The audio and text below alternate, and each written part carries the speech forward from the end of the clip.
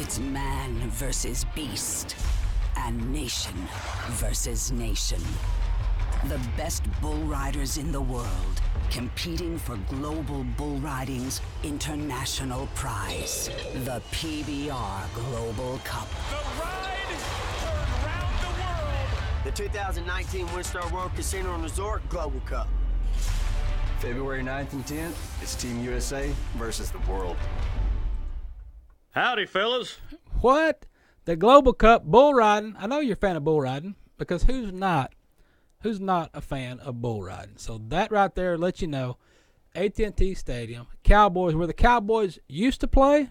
I don't know what day it is where you are, but it's day of no more football for the Dallas Cowboys. So I don't know, but a little fun fact for you guys. Before we jump into it. Of course, you are tuned in to the North Texas Farm and Ranch Report. This is your numero uno for 2019. We wrapped up 2018. It's time for 2019. A new year. Let's kick it off right. Talking about cow stuff, horse stuff, what's going on. But anyway, beside that, you football fanatics, because that's what fan means, fanatic, Dallas Cowboys are out of it. But I think if I seen right on the television, there's another Dallas team that's still in it, and you're like, what are you talking about? The Kansas City Chiefs. If you go back in the old days, there was a team called the Dallas Texans. What are you talking about? Back in the 60s, there was a couple of teams here in Dallas. Dallas Texans.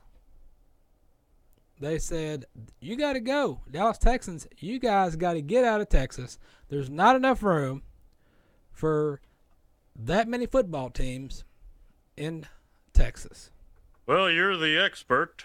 Well, you said it, not me. But anyway, the Dallas Texans moved way up yonder, went north to Kansas City, and they became known as the Kansas City Chiefs. So if anybody ever wants to know a fun fact for a trivia game, if you happen to be playing one, the Dallas Texans turned into the Kansas City Chiefs. And then many years later, Houston, the Houston Oilers, they went to Tennessee and became Tennessee Titans, had no idea to come up with a name for a team. Like, we have no idea a name for a team, so let's figure out what team used to be in Texas, and we'll just steal that name.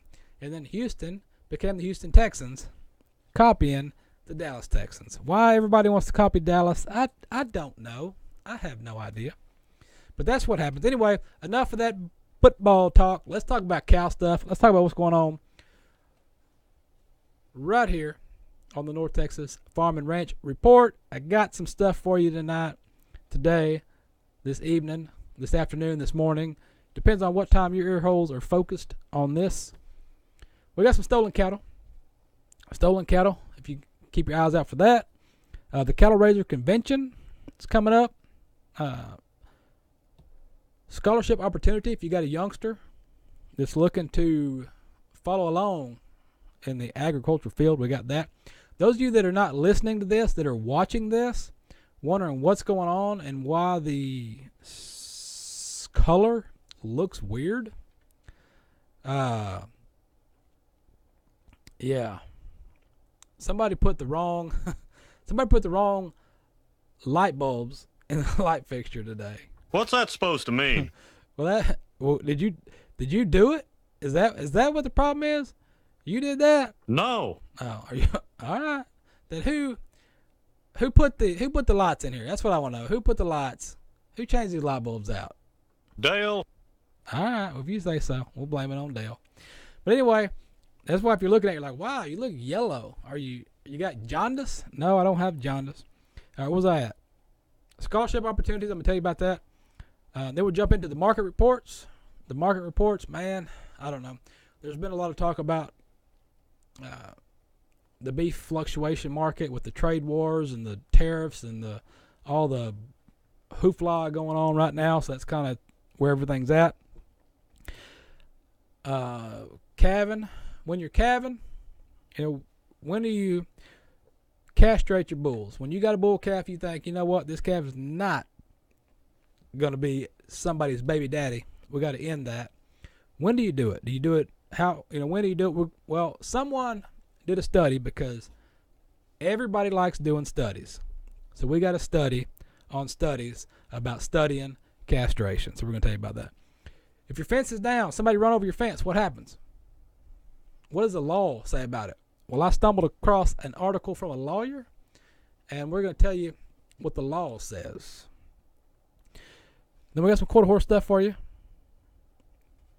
about the American Quarter Horse Association, because a lot of us that run cattle also ride great American quarter horses. So we're going to tell you about some quarter horse stuff and a little bit of horse news as we round that out. So what I'm going to do right now, jump into stolen cattle. The Texas and Southwestern Cattle Raiders Association, District 5 in southeastern Oklahoma, which, that sounds funny. They reported that 31 bred cows from a property a mile and a half north of Bryan County line in Atoka County, sometime after the 4th of January, a thief or thieves, because it probably would take more than one to get 30 head of cattle out of there. They cut the fence, took 30 polled Herefords and 1 red Angus, heavy bred cows. They have a HM connected brand on their right hip. So keep an eye out for HM, not HM Magazine. That's a whole different thing. HM connected brand on the right hip and ear tags in various colors. So does that mean these cows got rainbow ear tags? Because that would make more sense if they're tagged with various colors. Or are you one of those that just buys whatever random ear tag and stick it on your cow? I don't know. I can tell you something about ear tags though. Anyway, if you happen to run across some polled Hereford, some big bred polled Hereford cows, or some cows that have recently calved, because it doesn't say how bred they were, if they were heavy bred or light bred cows. But if you run across somebody making a good deal on some polled Herefords with a HM brand on there, be leery about that. Maybe go check them out. And then if you do, call Texas Southwest and Cattle Raiders Association.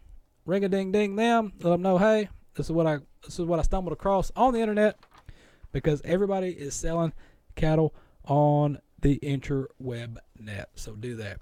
And then ear tags.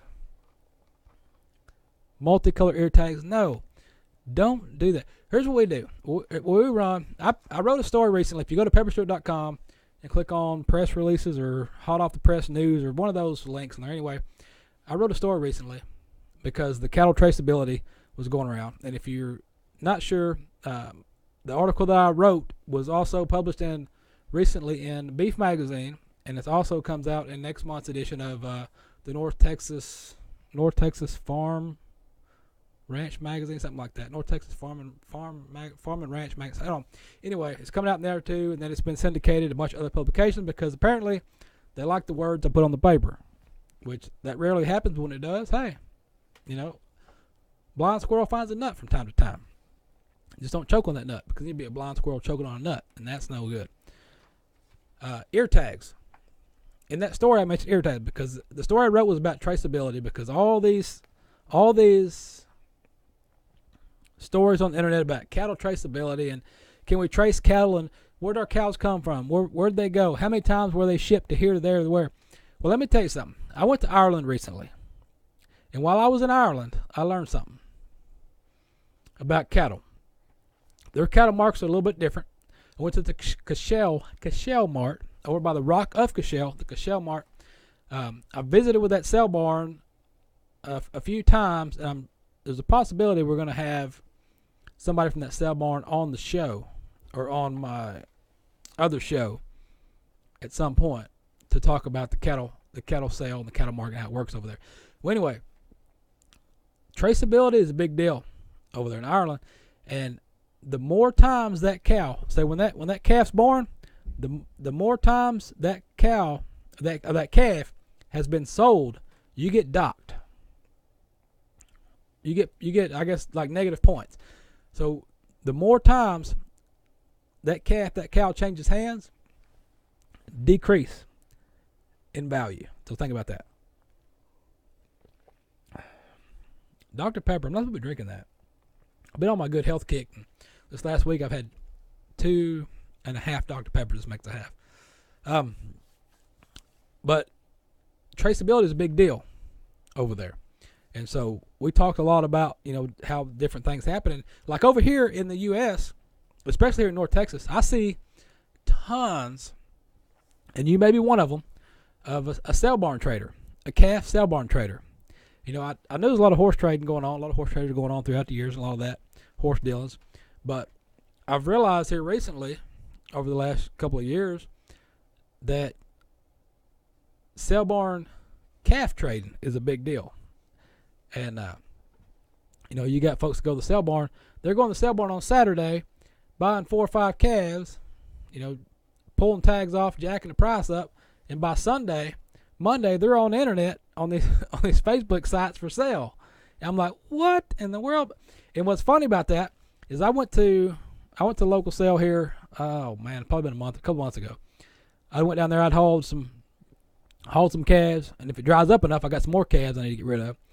And I was down at the sale, dropped some calves off. I had one of our customers that we do some cow business with, that we tend to their cattle and stuff like that, and they were in the market for some calves. They want a couple of calves to feed up, raise up, whatever. I don't ask that many questions. When they ask me, I go. And they're like, hey, can you go down there and check us out? Check out some calves, see if you can pick us up a couple of good calves, whatever. Okay. So I go down there, pick up some calves for a customer, and I'm watching the calf sale.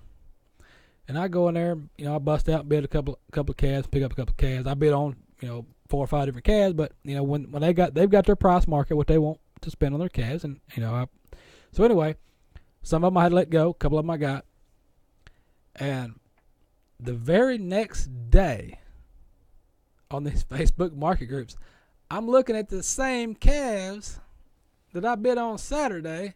On Sunday, they're for sale on the dang Facebook Trader. And I'm like, well, it happens. It happens. People got to make a living. They got to deal in calves. But my thinking is, a lot of the folks that are buying off this Facebook market, those of you that go on there, I don't know, send me an email if you're a frequent buyer of the Facebook markets. Send me an email. Tell me how your transactions have went. Because I'm just curious to how many of these people you go buy cattle from, or you go buy calves from, that tell you, yeah, I got this calf for sale. I bought it Saturday for $275, $300, anywhere from $270 and $300. I bought this calf yesterday, and when you come and bought it today, it's $450. But as far as the price, hey, shipping, handling, whatever. But when you go buy a calf, I'm just curious if you've run across people that said, yeah, I buy and sell calves all the time. That's what I do. I'm a calf trader. I go buy and sell cattle. I go buy and sell calves. I deal in the livestock market, not in the paper stock market like a lot of folks. Are they truthful with that, or are they kind of BS their way around it? I'm just curious, because whenever I put calves up, I've got, 6 or 8 heifers that I need to sell. If it dries up enough, I'm going to haul them to the sale. And a couple of steers I need to get sold. And I've put them on the Facebook markets. I put a video out there on there, Facebook market, and I put them on Craigslist and stuff. And most of the questions I've been getting on these calves is, are these sale barn calves? And I'm like, what do you... And then I got, the wheels got to turning, got to think. I was like, you know what? And so I was just curious. I was like, no, these calves are here. Their mama's here. Come look at them. Come look at their mamas. The daddies, they rotate. The daddies rotate from time to time. But the mamas are here. Come look at the mamas. Come look at the babies. They're here. Come look at them. But anyway, enough of that. I'm just curious. I'm just curious about that. So if you're a calf trader on these marketplaces, let me know how the transactions go and things. If you're a buyer of those calves, send that too. I'm just curious how it works. I'm not knocking either one, because you got to make a living. It's no different than a horse trader that goes and buys a horse at the sale barn Saturday morning and goes down south a couple hours, and by 7 o'clock at night, of course, it's back for sale at the other sale. There's a lot of that going. A lot of stuff like that goes on. A lot of stuff. I feel bad for the folks that are not savvy to that type of stuff and get caught up in it. A lot of times you get a good deal. You can run across a great deal.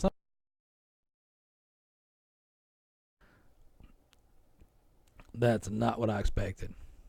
I heard you. All right, dang, come on, man. All right, so anyway, sorry about rambling about that. Ear tags. That's where I came into it, because I talked to a couple of these sale-born calf cow traders. Matter of fact, my son has bought some cows.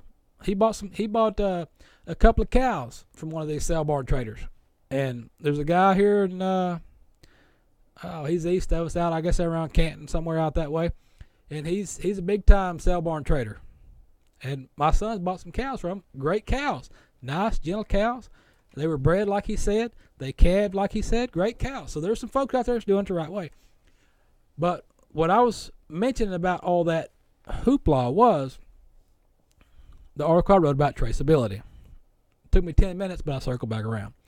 Come back around to the traceability. That's the big thing in the news. There's a bunch of feed yards somewhere up north of feed yard come up with an idea of a traceable tag. Oh, we got a tag that we're going to scan and trace and put in a database and blah blah blah. I'm like, okay. So they had contacted me and with the Texas feed yard or feeders up here in Texas. I talked to some of them. Then they sent me. I got an email from somebody. I emailed them back, and then some kind of Texas feed yard or something or other. They called me and they said, hey, you want to be part of a program? This is blah blah blah blah blah blah blah.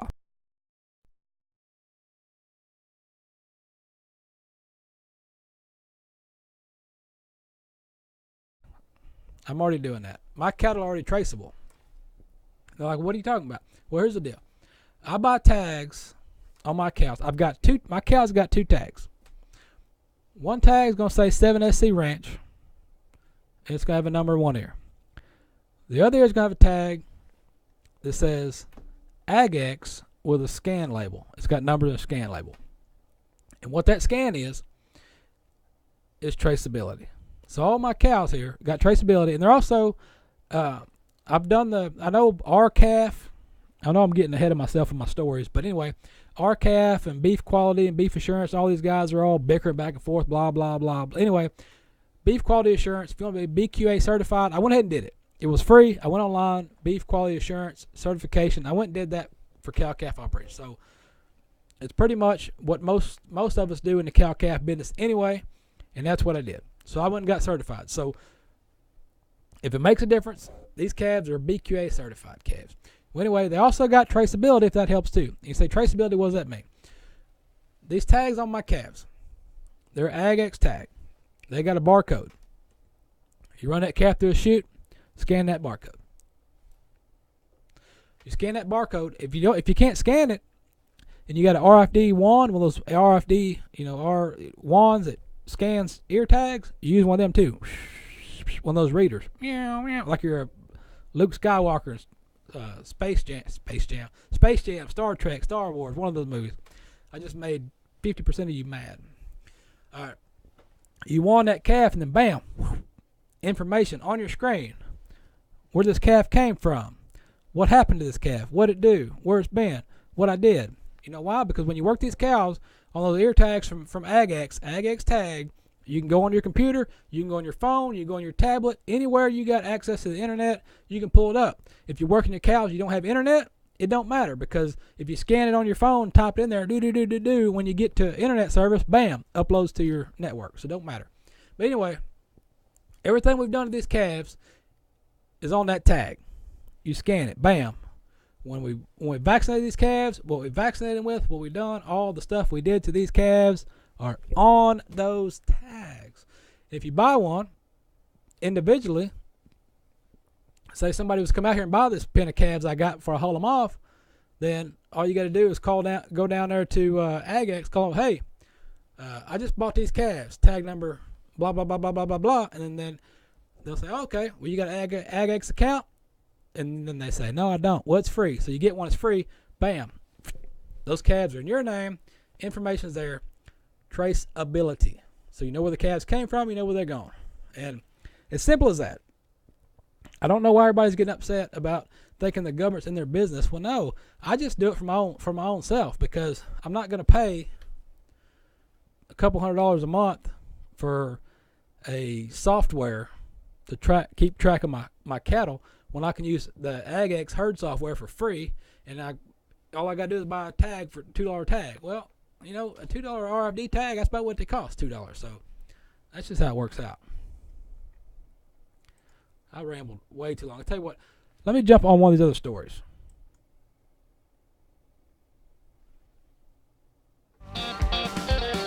Rodeo fans, you're invited to the rodeo where $1 million dreams begin. The semifinals of RFD TV's The American, February 27th through March 1st at the historic Cowtown Coliseum in Fort Worth. Tickets and more. Go to AmericanRodeo.com.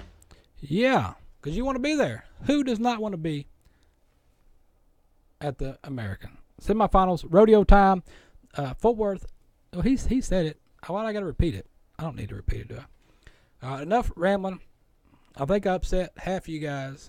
The rest of you are like, what is he talking about? So that's fine. That's how it works. The Texas Southwestern Cattle Raisers, the Cattle Raisers Convention is going to be in March. Right now, not right now, but maybe right now, depends on what your time frame is on taking a gander at this. But anyway, the Fort Worth Stock Show and Rodeo is coming up, fixing to happen. And a few days to it's happening in a few days to right now, depending on what time you take a gander at what's going on here. But anyway, so that's fixing to happen. And then next month in March, the 29th, 31st, is the Cattle Raisers Convention. You're going to want to be part of that. There's always a lot of stuff going on. Man, the Cattle Raisers Convention is good. If you're new to running cattle, or you've been running cattle all your life, it don't matter, because you're going to go down there and learn something. Because things are always changing. Something's always changing. Something's always evolving. So get down there and check it out. Another thing that's good with the Cattle Raisers Association, along with the Cattle Raisers Museum, is this.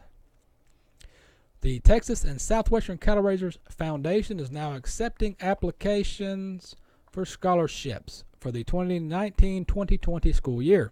The deadline to apply is February the 1st. So you have from now until February the 1st to get your kid or yourself, if you're a high schooler or a regular schooler. It doesn't say high school, does it? It doesn't say high school. I don't know if you watch a lot of what we do here, but proofreading is not one of those things. The foundation awards scholarships to deserving students who dream of working in agricultural sectors with majors that include animal science, pre-vet, agribusiness, range management, and wildlife, among others. Those selected on the basis of their interest in the industry, leadership in school, community, academic achievement, and financial needs. The application information on qualifications can be found online at cattleraisers.museum.org. cattleraisers.museum.org. Now, if you think that's a great idea and you'd like to help out or throw a little cash that way, then you yourself can also visit the cattleraisers.museum.org and throw a couple dollar bills, y'all. Check it out. All right, let's get into the market reports. I think I've rambled enough or way too much about everything else that we need to run into the market reports and see what is going on in the cattle markets. So I think that's what I'll do. You know, these sell barn reports, you know, livestock, it says livestock market reports. These reports can be found on the website, pepperstewart.com, pepperstewart.com. And these market reports, you know, you can find them. They're all on there. So check them out. Let's see what you got here. You got the if you're looking, whatever you're looking at, let's go to heifer. Let's say heifer. I got a bunch of heifers out here in the sale. More heifers and steers. So let's look at the. Mine are probably about 4 to 5 weights. So right here at the Dahlia livestock auction, these heifers 4 to 5 weights run $1.65 a pound. And I'm going to do that. What I'm going to do, I'm going to continue with the 4 to 5 weights all the way across the board. 4 to 5 weight heifers, Emory livestock auction, 80 cents to $1.50. Athens, 85 cents to $1.40.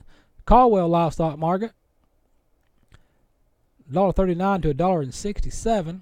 Let's go to Kinder livestock auction, and the heifers 80 cents to $1.30. Durant stockyards, Durant, Oklahoma, your 4 to 5 weight heifers, $1.15 to $1.52. Mid America heifers, $1.20 to $1.56. Red River livestock in Oklahoma, and there's a reason I said Oklahoma. Your 4 to 5s are $1.10, $1.50. Hamilton Commission Company heifers, $1.40 to $1.50. Your Red River in Louisiana, because there's a Coshada, Louisiana, your Red River, your heifers, 4 to 5 weight, $1.20, $1.60. Sulphur Springs, Texas, the net bio sale. I've talked to these folks a few times. If you Google on the tube of YouTube, you can find my visit with the net bio, what that's all about, as far as their preconditioned sale and how that stuff works. You can always find that in the list. They've got the calendar dates there of the sales coming up. J&J Livestock Auctions, heifers, 4 to 5s, $1.20, $1.52. Rika Livestock Commission Company. I probably said that wrong, but that's okay. Heifers. Well, I got this thing. Heifer. Where'd it go? Oh, there it is. 125, 154. See, I told you we don't proofread anything around here. What's the point? It's not entertaining if you know what you're saying. All right, dairy. This is the dairy Silver Springs, so that's really not going to affect what we're talking about. But you go to Silver Springs regular livestock auction, your heifers 4 to 5 weights, 90 cents to $1.37. All right, East Texas livestock out of Crockett, heifers, $1.10, $1.68. Right here in Pleasanton, Texas, you got a big sale coming up on February the 9th at 1 p.m. You got a replacement heifer, a replacement female sale right there. They got 500 head of replacement females right there. They got pairs. Then they're going to have some pairs, some breds, some opens. They got a lot of cows going on. So check it out. Tri-County Livestock right here. Your 4 to 5 heifers, $1.15, $1.30. El Campo. Let's see if you can make it smaller. How about that? Can you make a smaller report for me? That would be great. $1.31, $1.56. And then Decatur. Way up there in Decatur. I forget what joke that goes with, but it's not funny to anyone else. Heifers. Wow. Can't read that. All right. Does it say 65 to whoa, 65 to $1.62? That's not that good. Not so good way up there in Decatur, but hey, to each their own. Stuff happens. That's just how it goes. That's how it goes in the cow business. It's, people talk about the stock market up there in Wall Street. Well, the stock market down here is no different. It's not that much different. The risk is there. The reward is there. So it's all on what game you want to play. Depends on how active you want to be outside, I guess. You can be a stockbroker in the house. You can be a stockbroker outside. Just depends on where you want to spend your time. As far as I'm concerned, I want to spend my time outside. That's where I like to go. All right, let's talk about something else. Calves hitting the ground, and everybody always asks about this. Comes up in a topic of discussion a lot of times about bull calves, and everybody wants to know about castrating. When's the best time to castrate them bulls? Make steers out of them. So, as always, like we mentioned before, everybody likes to do reports. There's always a report about a report. Always. Well, there's a fella by the name of Mark Hilton put an article together. And I took a gander at that article, and I thought, you know what? That's some good information. I think I'll tell everybody about that. And so that's kind of what I'm going to do right now for you guys. So, Kansas State University, way up yonder. I don't know if Dorothy's there. Is she in Kansas anymore? I don't know. Kansas State University did a study because everybody likes studies. So their study showed that bulls castrated an average of 3 months and weighed 2 pounds more at 7.5 months than the intact bulls did in the study. So at 7.5 months, the bulls were castrated. They were put together. So what they did, they took a bunch of calves. They castrated some young. The bull calves, some of them they castrated young, and some of them they left alone. And at 7.5 months, they took the ones they castrated young and the other bulls and castrated them at 7.5, stuck them together and said, hey, let's see what happens. The steers castrated as calves gained 48 pounds, while the bulls that were recently castrated, they were about an average about 570 pounds. They only gained 33 pounds. So that is a lost potential gain of about 15 pounds. The late castrated bulls, they had to deal with the stress, the stress from healing. Of course, healing from surgery, it takes a little bit out of you, heal from surgery. Now, there's a fallacy out there. That's not my word. That's what Mark told me. That's Mark's words. His word is fallacy. It's a fallacy. Or myth, as you want to call it. That there is a positive testosterone effect that justifies not castrating your bulls till they're about 500 pounds. Everybody's like, don't castrate your bulls. Let them, beef it up about 500 pounds, then do it. That's a myth. Don't do that. Don't do it. It's a myth. When the bull calves were blood tested to measure testosterone levels, the high levels did not occur until 8 to 9 months of age. So, bulls castrated at over 500 pounds are going to lose weight for 2 weeks after castration. That ain't helping nobody.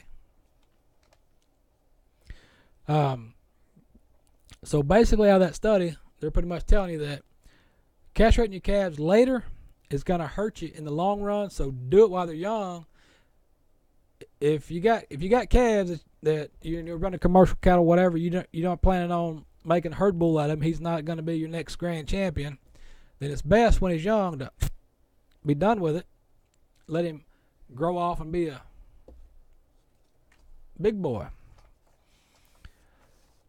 The BQA, I mentioned earlier, probably upset half of you folks that are upset with not wanting to be a certified BQA. It's free. Come on, guys. It's free to be certified. It's on the internet. People are like, well, it costs a lot of money. Who's paying for all that? It's on the internet. Stuff on the internet. It's programming. It's this. It's not. There's nobody yeah, it costs money for the programs and whatnot, but it's not like you're going to class and teachers and all that. It's an online course. You go in there 2 hours, punch a bunch of buttons, and then when you get done, you print a certificate out if you pass. No big deal. Anyway, just take it. It's free. Just do what's free. Be BQA certified. Then you can have a big piece of paper like I got that says Beef Quality Assurance Certification. Well, everybody wants a piece of paper on the wall. You go to college for however many years you want to go, depending on what you want to do, to get that piece of paper to hang on that wall. Well, that's what I did. I got a BQA I hung on the wall. Why not? Anyway, enough BSing about BQA. The Beef Quality Assurance BQA, the guidelines on castration, they got guidelines on the castration. When you take this, they tell you all bulls. This is a quote from the BQA in the guidelines. I gotta. You know what? While I'm sitting here, I'll just throw this in your face here. I got a book right here. See my book? Beef Quality Assurance Manual. I got a manual right here, so I can tell you about that. Anyway, I'll put that over there. So here's the guidelines In that manual, it tells you this.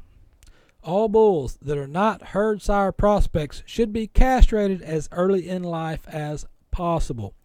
Early castration is less stressful on bull calves. Preferably, castration should occur between birth and 4 months of age. Now, if you want to look at it again, and you think, okay, well, I'm RCAF certified. I'm not BQA certified. I don't know if it's RCAF certification. I just know that RCAF and the beef checkoff fight each other all the time on the internet, and I think it's funny. Anyway, American Veterinary Medical Association, they've got a policy also. And what is the American Veterinary Medical Association? What do they say about castration? Both dehorning and castration should be done at the earliest age practicable. Practicable? Practicable. Okay. Sorry. I didn't read that properly. Practicable. Why would you just say earliest age possible, not practicable? You trying to confuse folks? As a cow-calf producer, you don't want a stalker, a stalker backgrounder and feedlot owners to make a very, what? We don't want, blah, blah, what? I don't know what I'm talking about here. The more blah, blah, blah, blah, blah. That's a bunch, I ain't worried about that. Anyway, they did another study, or part of that study, about the castration. I'm not getting into that part because that's not, it's relevant, but it's not. Basically, the younger the bulls are, castrate them, the older they are, when they make it to the feed yard, the older the bull is, there's about a 3% chance that, he don't make it out of there. So anyway, the younger the better. Get it done. Why do you think they do it? Why do you think they do it to us, to the human folks when we're young? Get it done, out of the way. I'm talking about castration, but you know what I'm talking about. You get that kind of stuff done early while they're young. Maybe you don't remember. Maybe you forget. Think about yourself when you're a youngster. If that happened to you. Not talking about castration, but you know what I mean. Anyway, would you rather that happen while you're a youngster, or you want to wait till you're older and do it then? I don't think so. I don't think you would. I don't. I really don't. I don't think so. All right, let's jump into. I don't know how long we've been rambling here, but we gotta get this done. There's been way too much rambling going on. All right, let's talk about the law. And once again, don't get upset because I don't proofread anything. I don't like to proofread. I think it takes out the element of surprise. When I read these stories that are handed to me, I like to be surprised when I read the story. That way I can be just as surprised as you are when I say it. Because when I say it, I'm surprised myself as I said it. As surprising as you heard it, if that makes any sense. I don't know. Texas landowner lien for damaged fence. This comes from Tiffany Dow. She's the Texas law expert, ag law expert. To whom does this apply? The lien provides the landowner own the property and close the fence or the structure often designed to exclude intruders or contain livestock, may obtain a lien against the motorist who damaged the fence. Okay. With a motor vehicle, if the vehicle is owned by the motorist or if the motorist has consent to drive. So whoever runs over your property, you can put a lien on them. If they hit your fence, tear it up. How much is it for? The statute provides that the amount of the landowner's lien is the lesser of a fair market value of the motor vehicle on the date the fence is damaged, the actual costs incurred by the landowner to repair the fence and recapture any livestock or other animals that escaped as a direct result of damage to the fence, and cost to have the vehicle towed and stored. Additionally, the lien grants a landowner the right to select a towing service to remove the abandoned vehicle from the property. Okay, so that's just saying if they wreck it and then some drunk runs off the road and runs through your fence and they take off running. That happened one time when I was a youngster. When I was at the Grandpa's farm. Old Diamond K, Black Angus Ranch. Diamond K Ranches out there in Wills Point, Texas. We was getting ready to go to church one Sunday morning back when I was a youngster, and went outside, and somebody had happened to run through the corner post. Boop. And run through the fence, back up, and they left. But you know what they forgot? They forgot their license plate. They probably thought nothing about it at the time, but in retrospect, that was a bad idea. Anyway, to what property does it attach? The lien attaches only to the motor vehicle that caused the damage to the fence. It does not attach to any other assets of the driver or the vehicle owner. So you can only get a lien on the vehicle itself, I'm guessing. How's the lien obtained? The landowner must obtain court order granting such a lien. How's the lien perfected? In order to perfect the lien on the vehicle, the landowner must have it recorded on the title as provided by the Texas Transportation Code section 501.111.117. This requires recording the lien in the Texas Department of Motor Vehicle System, blah, blah, blah, blah, blah. Okay. When is the lien discharged? The lien is discharged upon the payment being made to the landowner. All right, so basically what this is saying is, after I done mumbled for, seems like 5 hours or 5 minutes, somebody runs through your fence, you take ownership of that vehicle until they pay. So if they run through your fence and crash, especially if the vehicle is immobile and they can't drive it, you get your own tow truck to come get it, tow it off, and you hold that vehicle hostage till they pay up. That's what I got from that whole story. I could be right. I could be wrong. I don't know. Our next story brought to you by Rodeo Clothing, House of Lords. House of Lords, Rodeo Clothing Company. The shirts that you see me wearing pretty much 90% of the time are Rodeo Clothing Company. Rodeo Clothing Company. Say that 10 times fast. They're made by House of Lords. So if you're Googling on the internet, you're looking them up, look up House of Lords. Because Rodeo Clothing is a division of House of Lords. That's for shirts like this. I mean, if you're going down to your local Western store and you're paying $60, $70, $80 for shirts that resemble this, well, you can get these for half, or even less than half the cost of that stuff you're buying at, the big box Western stores. So, in case you're wondering about that and you want to get some shirts that don't look like everybody else, you don't want to be like everybody else. You want to stand out. You want to be different. That's where you get your shirts. House of Lords, Rodeo Clothing Company. The only thing is, when you're looking online, their catalog online, the shirts are great, and they're nice shirts when you get them, but the pictures that they have, they look weird. I'm sorry. The shirts look weird when you look at them online, and I think that's part of the issue. That when you're shirt shopping and you look at the shirt, you're like, wow, that kind of looks funny. Well, I don't know who took their pictures or how they put their catalog together, but it's kind of because that's what happened to me when I was picking out shirts.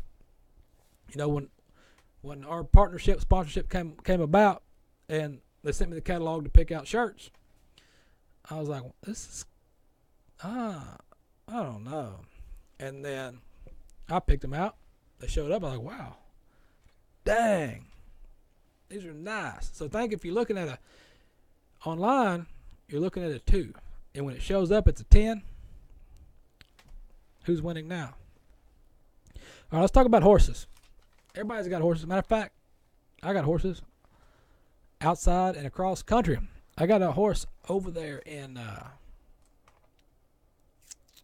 way over there. Godly, Texas. I got a mare. One of my mares over there. You've probably seen her on the internet a time or two. I sent her over there to get a little testing, just see what she can do. I bring a horse in that's been so muddy over here and dirty and nasty and really ain't been able to do anything. And I rode that horse. I've rode her, I don't know, probably 10 times. I brought her in. I hadn't really had a chance to take her anywhere and test her out because it's been raining every dang day. So I sent her off to some good folks over yonder in Godly to put a little time on her. Just see what she can do. You know, I'm not looking for anything fancy. I just want to know what her limitations are, what she can do, and we'll divulge more of that information on the next episode. But I want to tell you about this. March the 8th, at the Omni Hotel in Fort Worth, Texas, is the American Quarter Horse Association Convention. It's a lot of stuff going on. You're going to have equine industry business workshops. You're going to have meetings. You're going to have a boot scooting foundation. What? Oh, it's a party. 6:30 on Saturday night. Oh, okay, you got a party. Boot scooting party. Go and get your boot scooting on. Okay. On Thursday, you're going to have a horse. What? They scattered this. They should have put these in order. A horse farm tour. There's a horse farm tour. We're going to tour some of the horses. A wine tasting. I didn't know they had quarter horse wine, but apparently there's quarter horse wine. I don't know if it's made out of horse. Well, wine tasting.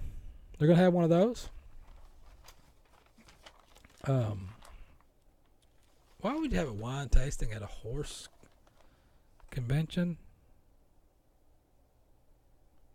I don't know. I guess I can't say much because we got 7SC Ranch wine. We got bottles of wine if you'd like to purchase some of those. So I guess I can't speak too different on that. But it just ain't wine if you have. It just seemed different at them. But maybe not. Maybe I'm expecting a whiskey convention. I did go to a whiskey convention in Dallas one time. That's where I ended up with that deal with that one whiskey company. And it worked. We had it.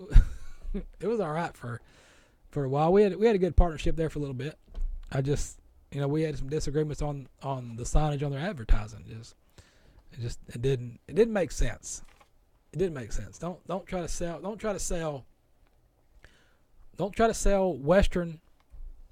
the Western image to the Western people with a bogus logo and a bogus, people pick that. People are going to see that. Like, what are you, this is not what I'm talking about. Anyway, I don't want to get into that. I don't want to get all legal lead on that deal. All right, before I round out, I've done burnt enough of your time, tickled your ears, burnt your eyes, but we're going to talk about something serious. Your horse's colic. Talk about colic. Signs of colic. In case you're wondering about that. Turning the heat toward the flank. Pawing. Kicking or biting at their abdomen. Stretching out like they're going to urinate, but not doing it. Laying down and getting up. Laying down and getting up. Or just trying to get up. Rolling around crazily. Not like, a horse normally roll, but I mean when they're like rolling around violently. Sitting like a dog. Sitting like a dog. In dog position or lying on their back. Don't want to eat. Putting their head down in the water. Don't drink. Lack of bowel movements. Absence of reduced digestive sounds, which that kind of goes along with the other.